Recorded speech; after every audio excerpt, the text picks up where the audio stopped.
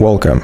In front of me is ACER TravelMate P2, and in this video I will show you how to change touchpad sensitivity on this laptop.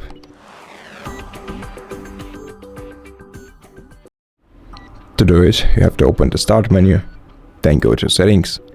In Settings, select System Settings, Bluetooth and Devices Settings.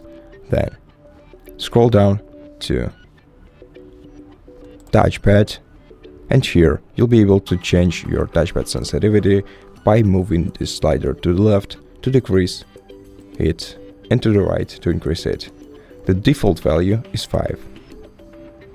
And that's how you change your touchpad sensitivity on your ACER TravelMate P2. So thank you so much for watching this video. If you liked it, consider subscribing to our channel, leave us a like and a comment below, and I'll see you in the next one.